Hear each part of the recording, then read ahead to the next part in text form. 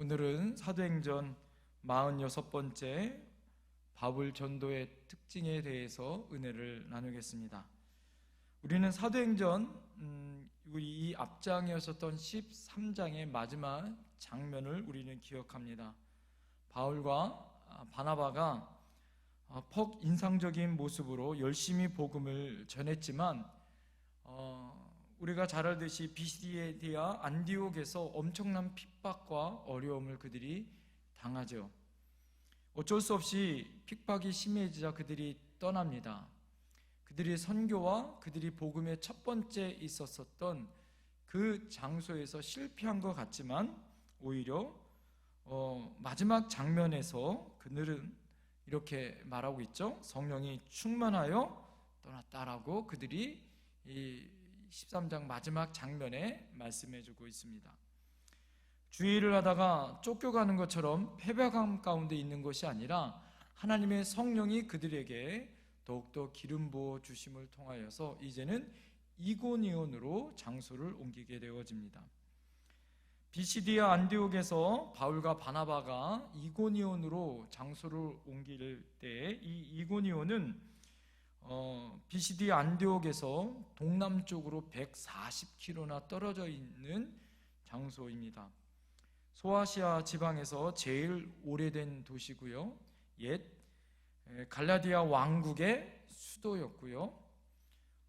그곳에 신정과 왕국이 있었던 장소가 바로 이고니온이란 장소입니다.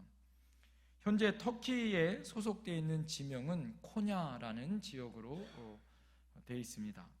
바울과 바나바가 이곳에서 열심히 복음을 전하죠. 오늘 이 바울과 바나바가 복음을 전하고 선교와 전도를 하는 그런 장면을 우리 보게 되어지는데, 이곳에서 그들이 어떻게 열심히 하나님의 복음을 전하고 그때의 상황은 또 어땠는지, 그들을 향하여 하나님 앞에 복음을 전하는 그런 모델과 같이 그들 가운데 복음을 전할 때 나타나는 현상들이 있고 특징들이 있더라라는 거예요. 오늘 이고니온 전도를 통하여 바울 전도의 특징이 무엇인지를 좀 더 깊게 살펴보려고 합니다.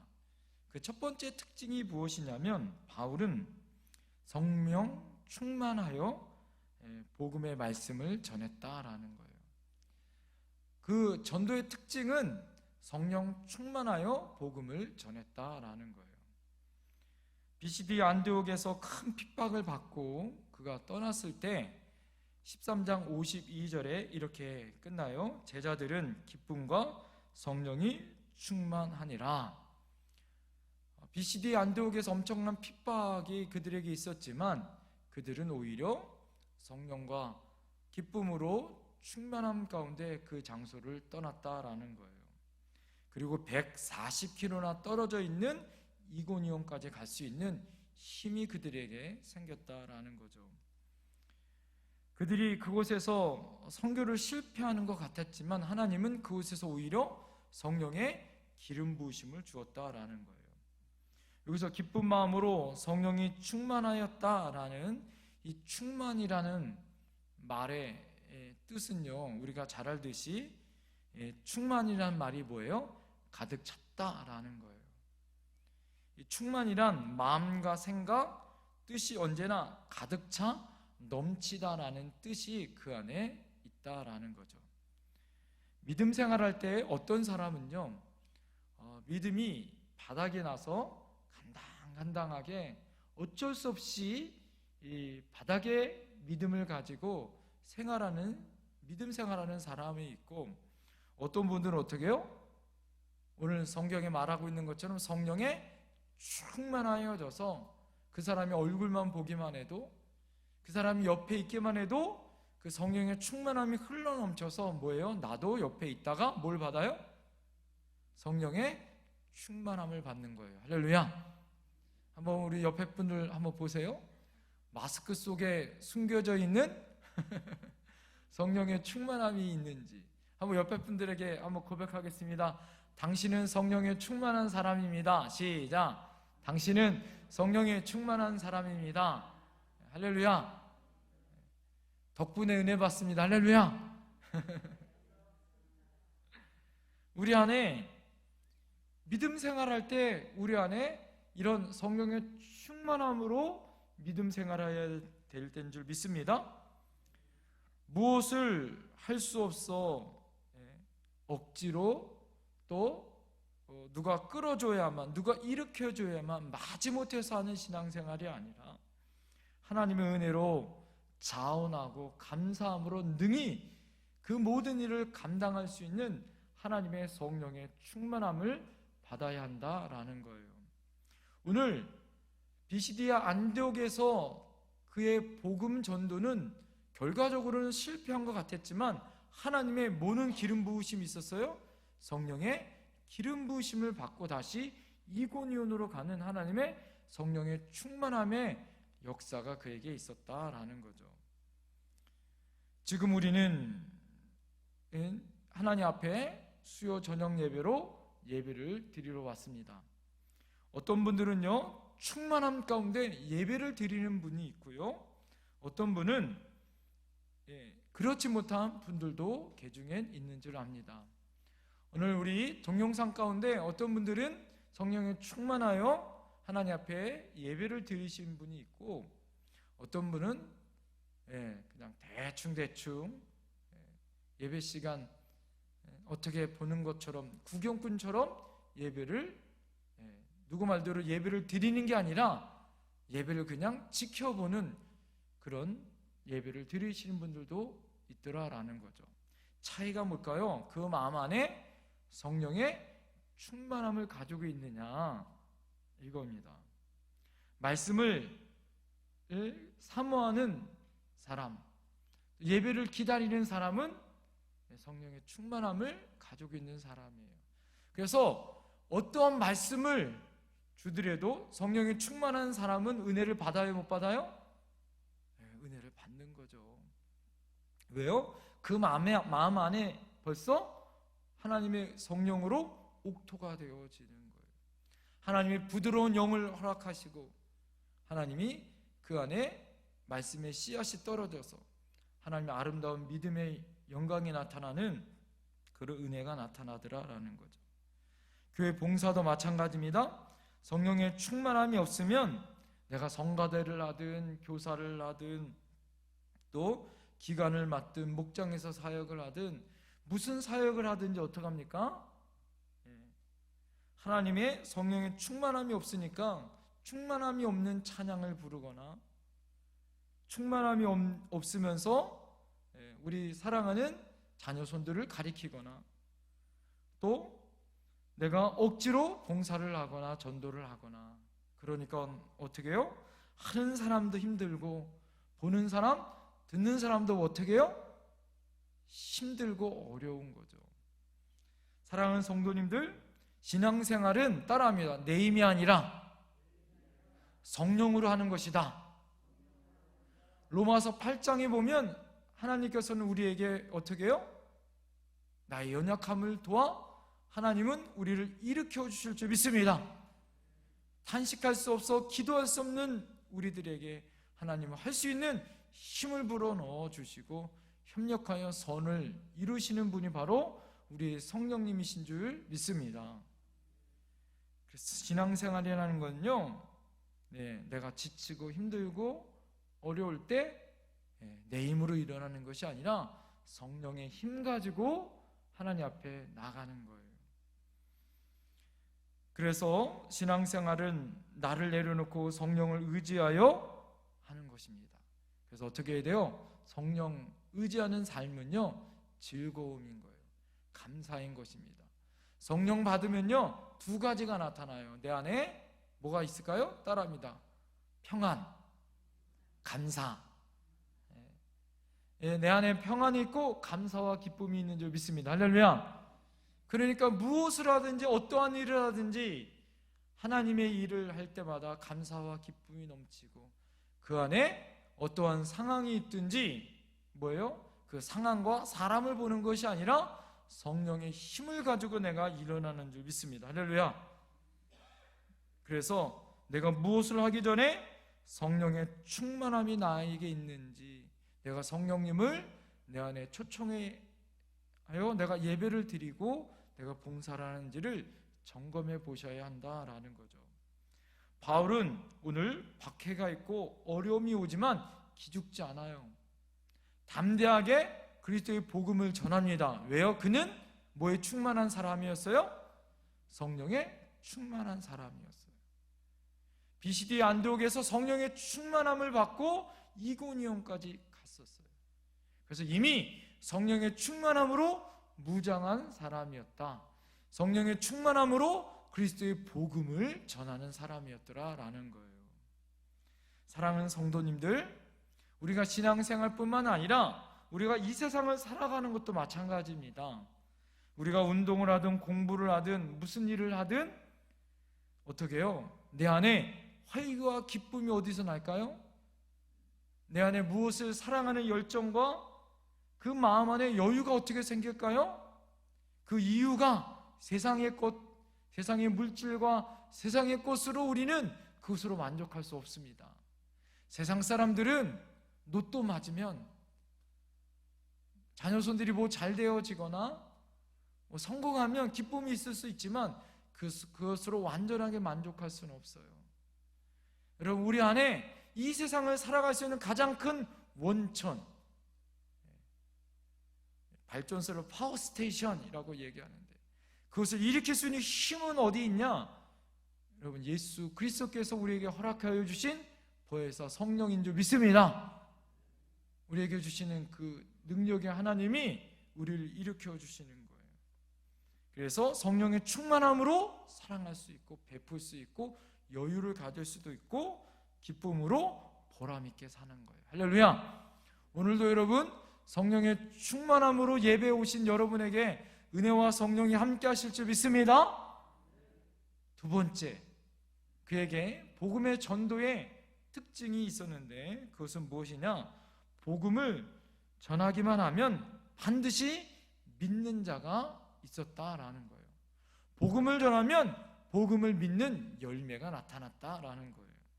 오늘 1절 말씀 다 같이 한번 읽어볼까요? 1절 다 같이 읽겠습니다. 시작. 이에 이고니온에서 두 사도가 함께 유대인의 회당에 들어가 말하니 유대와 헬라의 허다한 무리가 믿더라. 아멘. 바울과 바나바가 이고니온에 가서 회당에서 복음을 전했습니다. 자, 우리가 잘 알듯이 비시디 안디옥에서도 회당에서 복음을 전했는데 회당에서 복음을 전할 때 실패를 했었어요. 그렇지만 그들이 또 이고니온에서 다시 회당에서 복음을 전합니다. 왜 회당에서 복음을 전했냐면 이스라엘 민족들은요, 무엇 중심으로 그들이 뭉치냐면 회당 중심으로 모였어요. 그러니까 교회가 세워지기 전에 그들은 회당 중심으로 모여서 이스라엘 공동체의 중요한 문제들을 결정하거나 또한 안식일 날에 그들이 모여서 하나님 앞에 그들이 예배하는 장소로 그들이 쓰임을 받았다라는 거죠. 같은 민족을 사랑하는 그 뜨거운 사랑을 가지고 어떻게 해요?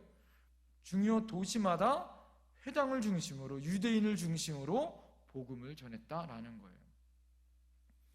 자, 왜 그랬을까요? 같은 동족은 어떻게 해요? 서로 이해할 수 있지 않을까요? 서로 통하는 게 있잖아요. 언어가 통하고 생각하는 게 통하고 또 회당의 사람들에게 굳이 그리스도의 복음을 전하려고 여러 군데를 쫓아다니지 않아도 그곳에 가면 사람들이 어떻게 해요? 모여있기 좋다라는 거죠. 그렇기 때문에 회당에서 복음을 전하는 것이 훨씬 좋았다라는 것입니다. 그러나 우리가 잘 알듯이 먼저 비시디 안디옥에서 회당에서 복음을 전할 때 좋은 결과가 있지 않았습니다. 엄청난 핍박으로 그들이 받았어요. 그런데 그들이 포기하지 않고 다시 회당에서 복음을 전한다는 것은 더 큰 모험과 어려움이 있었다라는 거예요. 그런데 이고니온에서 다시 회당에서 복음을 전하는 것은 오히려 뭐예요? 유대인과 헬라인에게 복음을 전하는 용기를 가지고 전했기 때문에 그에게 뭐예요? 열매가 있었다라는 거예요. 할렐루야.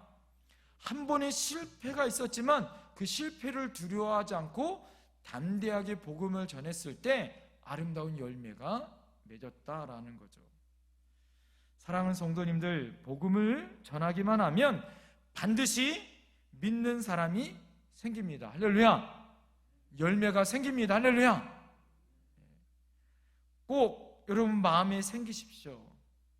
따라합니다. 내가 어디든 언제든 복음을 전하면 열매는 하나님이 거두신다. 여러분, 우리는 농부에게 씨를 뿌리면 걷는 건 누가 해주세요?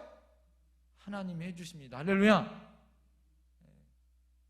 저희 집 앞에 우리 아이들이 포도가 아니라 토마토를 이렇게 심고 거기다 이름을 이렇게 놨어요.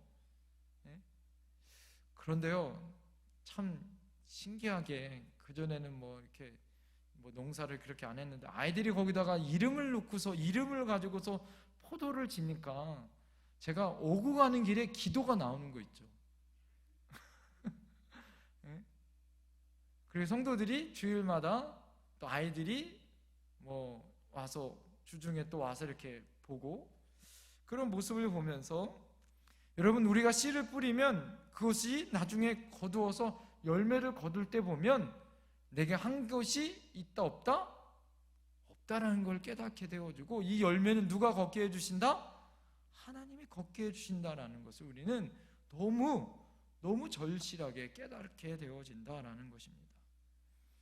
사랑하는 성도님들, 이것을 통하여서 우리 안에 깨닫는 두 가지가 있는데 하나는 무엇이냐면 바울과 바나바는 어디서든지 복음을 전했다라는 거예요. 첫 번째가 핍박이 있을 때, 쫓겨났을 때 그들은 가는 곳마다 어디서든지 누구를 전했어요? 예수님을 전했다라는 거예요. 바울이 갈라디아서 6장 14절에 그가 이렇게 고백합니다. 그러나 내게는 우리 주 예수 그리스도의 십자가 외에 결코 자랑할 것이 없다. 이렇게 고백합니다. 그는 십자가 복음에 자랑할 것이 없다라는 거예요. 오로지 십자가 복음만, 나머지는 나의 모든 것은 배설물로 여겼다라는 거예요. 그는 지성인 중에 지성인이고 로마의 시민권도 가지고 있었습니다. 하나님에 대한 열정을 바울만큼이나 열정이 있었던 사람이 어디 있어요? 그런 그가 신약에 있는 대부분의 성경을 기록할 정도로 뜨거운 열정을 가지고 있었던 그가 예수 그리스도 외에 그는 자랑할 것이 없다. 그가 이렇게 고백합니다. 사랑하는 성도님도 우리가 얼마나 할 말이 많아요. 우리가 이유가 얼마나 많습니까? 우리 인생에, 그런데 마지막에 우리 인생을 돌아보면 우리 인생에 무엇이 남아있을 것 같습니까? 무엇을 가지고 우리가 천국에 들어가요? 우리가 열심히 벌어놓은 집, 통장, 자녀들, 그것 가지고 우리가 천국 가는 것 아니에요. 우리 인생의 마지막에 정말 우리에게 필요한 건 누구밖에 없어요? 예수밖에 없더라. 할렐루야. 우리 안에 정말 필요한 건 예수밖에 없습니다. 예수 생명이 그래서 가장 소중한 거다라는 거예요. 돈도 명예도 권력도 다 나중에는 아무것도 가져갈 수 없습니다. 알렉산더 대왕이 그래서 자기의 무덤 관에 들어갈 때는 구멍을 뚫어놓고 자기 손을 그 안에 내밀게 해줘라 라고 유언을 했다라는 거 아니에요. 그래서 알렉산더 대왕의 장례식을 할 때는 구멍을 뚫어서 손을 내밀었다라는 거예요. 가장 많은 영토를 차지했었던 알렉산더 대왕도 빈손으로 가는 거다라는 거예요. 공술의 공수거다라는 거죠. 사랑하는 성도님들, 우리에게 가장 소중한 것 예수밖에 없습니다. 이것을 바울은 깨달은 거예요. 간절히 바라기는 바울처럼 여러분, 우리가 예수님을 전하는 것, 그것이 우리 인생 가장 우선순위가 되길 원합니다. 그래서 그는 어디든 예수 복음을 전했어요. 두 번째, 어떤 상황에서든지 예수님을 전했습니다. 그가 물론 많은 사람들이 듣고 감동받고 예수님 앞에 있었던 모든 환경 속에서 그리스도의 복음을 전했어요. 그런데 그런 때만이 아니에요. 그는 핍박받을 때도 예수님을 전했습니다. 예수님을 전할 때 매도 무진장 맞았어요. 옥에도 갇혔어요. 그래서 결국에는 순교를 당하지 않습니까? 그럼에도 불구하고 예수님을 전하는 것을 멈추지 않았다라는 거예요. 전도한다는 것, 여러분, 이것은 멈추지 말아야 할 거예요. 우리가 코로나19로 인하여 많은 교회가 복음 전하는 것에 우리가 어떻게 됩니까? 굉장히 우리가 소극적이 될 수 있습니다. 그럼에도 불구하고 우리가 절대 놓지 말아야 할 것이 있어요.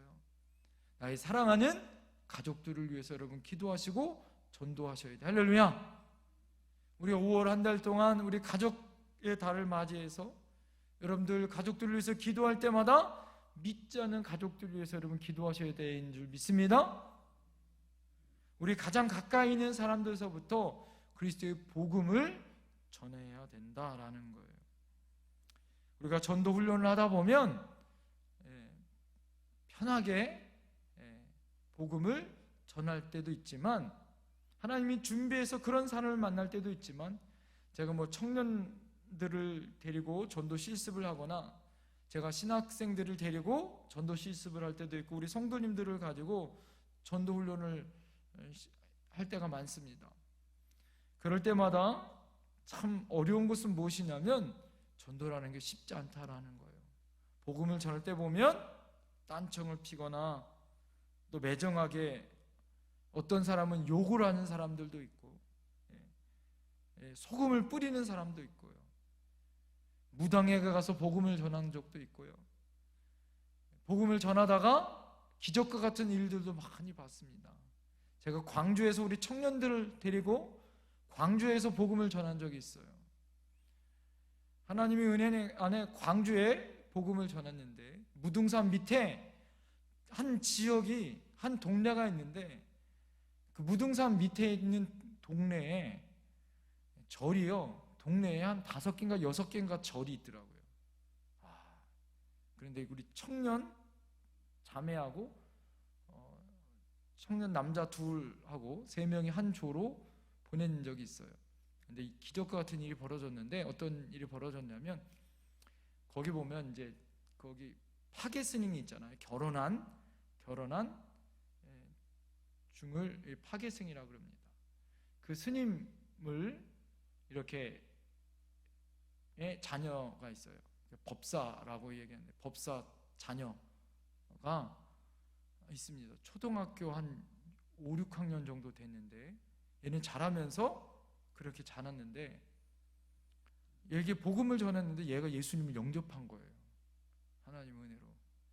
자기 아버지가 스님인데 예수님을 영접하는 역사가 있어가지고 아이들이 자기네가 전하고 자기네가 놀래는 거예요. 그 얘가 그냥 이렇게 영접한 것이 아니라 눈물을 흘리면서 회개하는 마음으로 예수님을 영접한 거였거든요. 그러니까 청년 아이들이 그걸 보면서 오히려 놀란 일들, 그런 일들이 있기도 하고, 하나님의 은혜 가운데 전도하는 팀들에게 하나님 기적적으로 하나님 앞에, 저희가 청년들 신학생 데리고 전도여행 할 때 그냥 전도여행이 아니라 무전 전도여행이에요. 그냥 갈차비 올차비만 가지고 가서 3박 4일 2박 3일 동안 가서 밥 얻어먹고 잠도 공짜로, 그렇게 하면서 전도 훈련을 빡세게 시켰거든요. 그러면서 기사와 이적들이 벌어지고 있는, 하나님 앞에 그 전도의 현장 가운데 벌어지고 있었던, 하나님이 돕는 자를 돕게 하시고, 하나님이 그 전도 현장 가운데 얼마나 하나님이 역사하시는지를 눈으로 확인하는 시간들을 보게 되어집니다. 그리고 그런 사람을 만나게 되어져요. 그런데 쉽지 않습니다. 복음 전하는 거 쉽지 않아요. 어느 지역에 가면 청년 아이들이 막 오바이트도 하고, 광주 지역, 동일하게 광주 지역에 갔을 때 남녀 오랑캐, 저희도 몰랐는데 보니까 남녀 오랑캐 교회에 있는 그 지역에 갔을 땐 청년 3명이 오바이트를 한 거, 오바이트. 그 지역이 너무 냄새가 나고 이 영적으로 썩은 데 가니까 청년 아이들이 가니까 그 현상들이 금방 나타나요. 로마서 1장 16절에 이렇게 얘기해요. 내가 복음을 부끄러워하지 아니하노니 이 복음은 모든 믿는 자에게 구원을 주시는 하나님의 능력이 됨이라. 할렐루야. 복음은 하나님의 능력인 줄 믿습니다. 그래서 하나님의 복음을 전하면 안질병이가 일어나요. 할렐루야. 죽은 자가 일어나요. 할렐루야. 세상에 방향을 잡지 못했던 사람이 방향을 잡고 다시 새로운 인생을 삽니다. 할렐루야. 바울과 바나바가 복음을 전할 때 비시디 안디옥에서 쫓겨나 이고니온에서 전할 때 똑같은 방법으로 그들이 똑같은 내용으로 복음을 전했습니다. 그런데 비시디 안디옥에서는 열매가 없었지만 오늘 이고니온에서는 허다한 무리가 예수님을 영접하는 아름다운 열매가 있어요. 할렐루야. 이게 복음의 능력입니다. 할렐루야. 전혀 예상치 못했지만 여러분, 우리에게도 바울처럼 뜨거운 믿음의 열정이 있어야 합니다. 복음을 전하는 뜨거운 열정을 가지고 내게 주시는 하나님의 열정이 아니라 성령님이 나에게 주신 하나님의 열정으로 내가 복음을 전할 수 있게 달라고 하나님 앞에 그런 믿음을 가지고 계셔야 되는 거예요. 어떠한 상황을 만나든지 기죽지 아니하고 복음을 전할 수 있는 바울과 같은 열정을 하나님 나에게 달라고. 그 열정으로 복음을 전할 때 여러분 그리스도의 영광이 나타날 줄 믿습니다. 비록 환영받지 못한 분위기일지라도, 비록 반대하는 사람이 있을지라도 복음을 전할 때 아름다운 믿음의 열매가 나타나요. 왜냐하면 전하는 사람에게는요 하나님이 주시는 능력이 있는 줄 믿습니다. 하나님이 그 순간 함께할 줄 믿습니다. 우리는 뿌리면 거둔 거 누가 하신다고요? 하나님이 걷게 해주신다고요. 세 번째, 복음을 전하다 보면 반드시 핍박자를 만난다는 사실이 있다라는 것입니다. 우리가 복음을 전할 때 나타나는 현상 중에 하나가 무엇이냐면 반드시 무슨 사람이 있어요? 핍박하는 사람이 있어요. 오늘 2절 말씀 다 같이 한번 읽어볼까요? 2절 시작. 그러나 순종하지 아니하는 유대인들이 이방인들의 마음을 선동하여 형제들에게 악함을 품게 하거늘. 우리가 먼저 짚고 넘어가야 할 것이 있는데, 핍박을 여러분 좋아하는 것이, 좋아할 사람이 있어요? 핍박은 좋은 것입니까? 나쁜 것입니까? 핍박받는 거 좋은 사람은 아무도 없습니다. 자청해서 핍박받을 필요는 없죠. 그런데 오늘 사도행전을 보니까 하나님의 핍박이 복음을 전하는데 하나님이 그것을 사용하시는 것을 보게 되어진다라는 거예요. 하나님은요 핍박을 통해서 복음이 다른 곳으로 전하게 하셨습니다. 예루살렘에서 핍박을 통하여 이 예루살렘 교회에서 어디로 갔습니까? 안디옥 교회로 갔어요. 이 안디옥 교회에서 어떻게 합니까? 또 비시디 안디옥으로 복음이 전파되어졌고, 비시디 안디옥의 핍박이 오늘 이고니온까지 140km가 떨어져 있는 이고니온까지 복음이 전파되어지더라라는 거예요. 결과적으로 보면 박해 때문에 복음이 전파되어졌다라는 거죠. 사랑하는 성도님들, 우리가 이것을 통하여 깨달을 것이 있어요. 무엇이에요? 우리가 복음을 전하고 믿음 생활하다가 우리가 세상 사람들에게, 우리 주변 이웃에게 핍박을 받을 때도 있어요. 박해를 받을 때도 있어요. 그렇다고 실망하지 마시라 이거예요.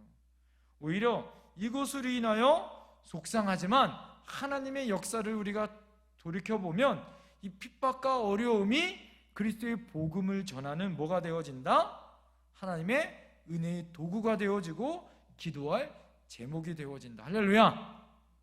그래서 우리 모두 다 간증의 주인공이 될 줄 믿습니다.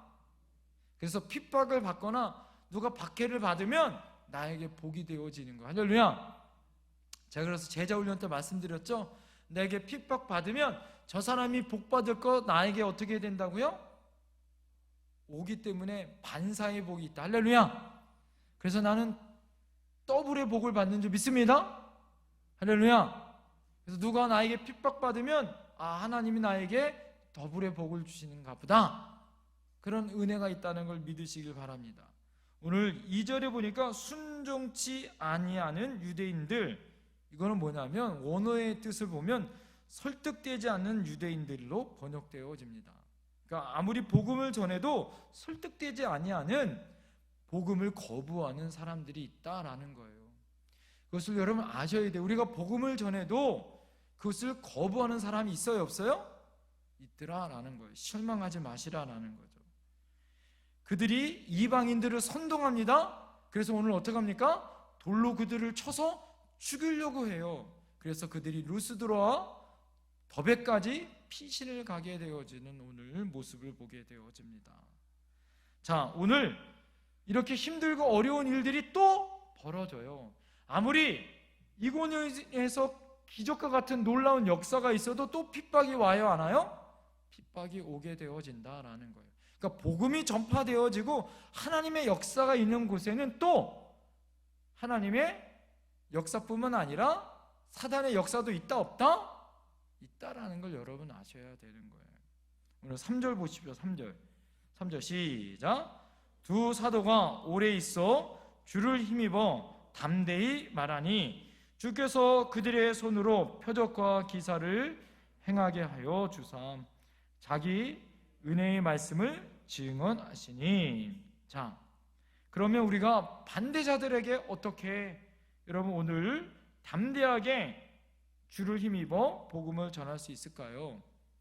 오늘 말씀 보니까 어떤 일이 벌어져요? 하나님의 은혜 안에 기사와 표적이 나타나는데 어떻게 그들을 역사를 하시는가? 어떻게 복음을 전할 것인가? 이게 진짜 핵심이에요. 오늘 전해드리고 싶은 것은 따라합니다. 함께 있었다. 바울 사도의 복음의 오늘 복음의 특징의 이 결론의 핵심은 무엇이냐면 이 이고니온에 핍박받는 사람들, 그들과 함께 있었다라는 거예요. 첫째로는요, 잘 보십시오. 오늘 바울과 바나바가 그 두 사람이 복음의 핍박의 현장 가운데 먼저 같이 있었어요. 예수님께서 복음을 전할 때 혼자 내버려 두지 아니에요. 혼자 가지 아니하시고 어떻게 하셨습니까? 두세 사람을 같이 보내셨어요. 함께 보내셨다라는 거예요. 할렐루야. 오늘 바울과 바나바가 복음을 전할 때 함께 있었다라는 거예요. 할렐루야.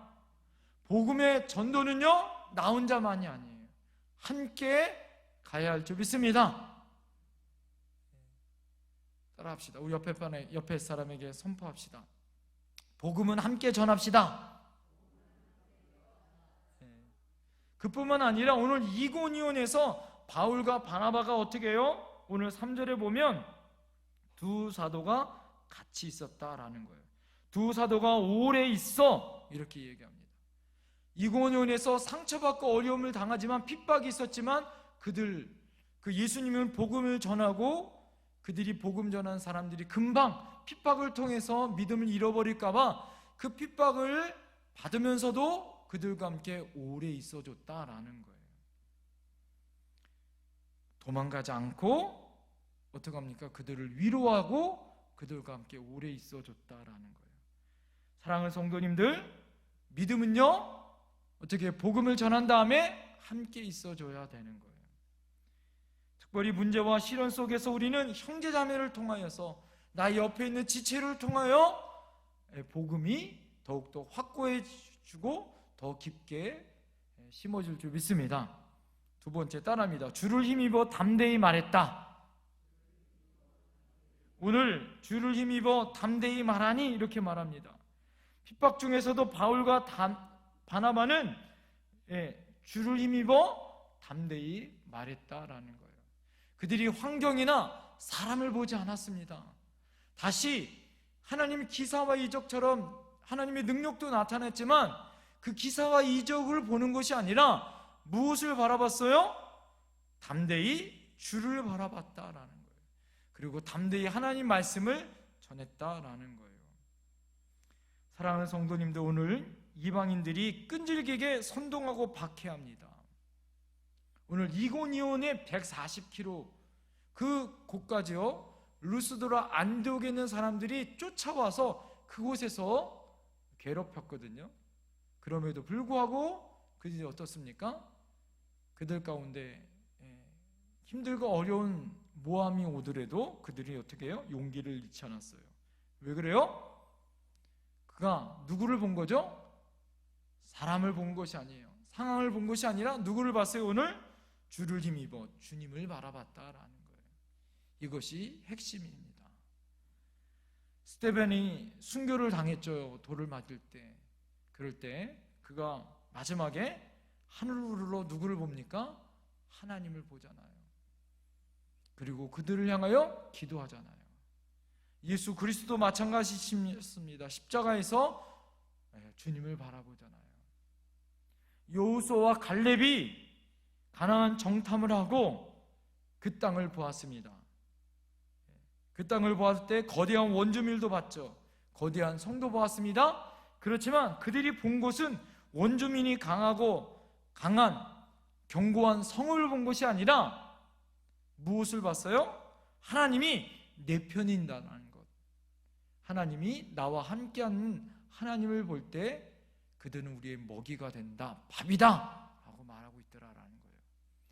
사랑하는 성도님들, 우리가 이 땅을 살아갈 때 누구를 바라보고 살아야 돼요?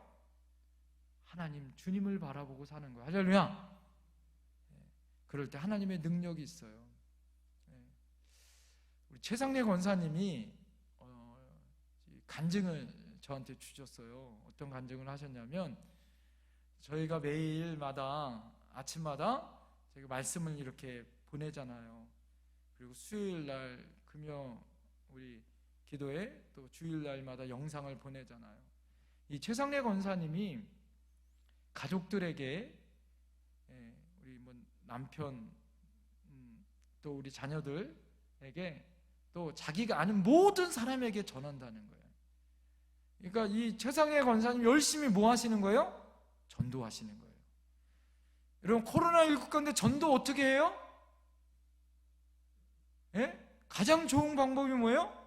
듣든지 아니 듣든지 보내는 거예요. 카톡으로 내가 알고 있는 모든 사람에게, 최상래 권사님이 아침마다 내가 알고 있는 모든 사람에게 어떻게 해요? 하나님 주신 말씀을 감사하고 그 목사님 주신 말씀을 믿고 가족들에게 먼저 보낸다는 거예요. 지원중기. 우리 사장님, 남편들은 사장님, 우리 두 자녀에게, 자기 아는 모든 사람에게 매일 아침마다, 또 영상을 보낼 때마다 자기 아는 사람에게 보낸다는 거예요. 그런데 최상래 권사님이 간증이에요. 다른 사람의 반응은 모르겠는데 권사님 뭐라고 얘기하냐면, 저한테 이렇게 얘기하는 거예요. 목사님 너무 감사하대요. 왜 그러냐면, 그거를 보내기 전과 보낸 다음에 가족들이 바뀌었다는 거예요. 남편도 자녀들도 부드럽게 바뀌었다는 거예요. 할렐루야. 왜 그럴까요? 그 권사님의 믿음이에요. 할렐루야. 사랑과 환경을 보는 것이 아니라 믿음으로, 오늘 말씀처럼 주님의 이름으로 담대히 전한 거예요. 할렐루야. 말씀으로 믿고 전한 거예요. 할렐루야. 그럴 때 그 안에 능력이 있는 줄 믿습니다. 여러분, 우리도 마찬가지예요. 우리가 이 코로나19 가운데 어떻게 우리가 복음 전할 수 있어요? 너무 좋아요. 요즘에 늦든지 아니든지 영상으로 보내는 거예요. 오늘부터 여러분 그렇게 보내십시오. 할렐루야. 하나님 말씀에 능력이 있는 줄 믿습니다. 마지막으로, 그럴 때 어떤 일이 벌어져요? 따라합니다. 표적과 기사가 나타난다. 하나님의 능력으로 전할 때 그 가운데 표적과 기사가 나타나는 거예요. 하나님의 복음이 능력으로 나타나는 거예요. 할렐루야. 말씀이 실제로 나타나는 거예요. 할렐루야. 귀로만 들었던 말씀이 눈으로 확인하게 되어지고 손으로 보여지는 역사가 나타날 줄 믿습니다. 여러분, 우리의 믿음이 그렇단 말이에요. 그래서 복음은 능력입니다. 할렐루야. 우리가 오늘 여러분 3절에 보면 주께서 그들의 손으로 표적과 기사를 행하게 하여 주사 자기 은혜의 말씀을 증언하시니 그 시내에 무리가 나뉘어 유대인을 따르는 자도 있고 두 사도를 따르는 자도 있는지라. 그 말씀이 복음이 갈라져요. 그래서 복음이 나타날 때 두 가지 반응이 나타납니다. 자복하고 회개하는 자도 있고 돌로 던지는 사람도 있는 거예요. 여러분, 하나님의 복음의 능력은요, 두 가지의 반응인 거예요. 스데반도 마찬가지예요. 자복하고 회개하는 사람이 있고 돌을 던지는 사람이 있는 거예요. 여러분, 우리에게 하나님은 여러분 어떻게 해요? 그 믿음의 실체, 기사와 이적이 나타나고 그들이 삶이 변화될 것을 믿고 전하는 것이, 할렐루야. 이것이 바울에게 나타난 복음의 능력이었습니다. 오늘 여러분에게 바울 전도의 특징을 말씀드렸어요. 바울 전도의 특징, 성령으로 전했습니다. 성령으로 전할 때 반드시 믿는 사람들이 나타났고요. 또 하나 성령의 능력뿐만 아니라 핍박자도 있었다라는 걸 여러분 아셔야 돼요. 그렇다고 실망하지 마십시오. 왜요? 오늘 어떻게 전했어요? 그들이 함께 전했습니다. 할렐루야.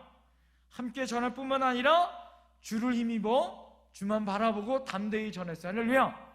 그럴 때 기사와 이적이 나타나는 그런 하나님의 실제가 나타나는, 복음이 능력으로 나타나는 역사가 나타나는 줄 믿습니다. 여러분, 복음은 실제예요. 삶의 능력으로 나타날 줄 믿습니다.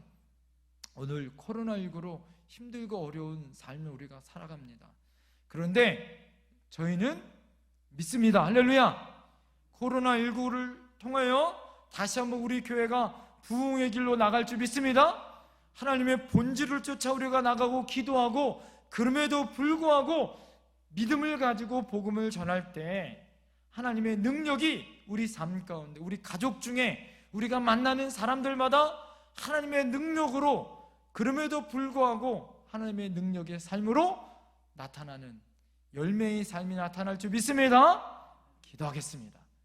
여러분, 이 시간에 우리 하나님 앞에 결단하며 기도했으면 좋겠어요. 하나님, 그렇습니다. 하나님, 복음은 능력입니다. 오늘 바울 사도처럼 성령을 힘입어 전하게 하여 주시옵소서. 반드시 그 가운데 열매가 나타날 줄 믿습니다. 핍박자가 와도 하나님, 우리가 바울과 바나바가 함께 했던 것처럼 이고니온의 상처받은 영혼들을 끝까지 보듬어 함께 했던 것처럼, 그리고 그들이 주님의 힘을 힘입어 기도했던 것처럼, 기사와 이적이 나타난 것처럼 하나님, 우리에게 그런 하나님의 능력으로 하나님 함께 해달라고 다 같이 주여 한번 외치고 기도하며 나갑니다. 주여.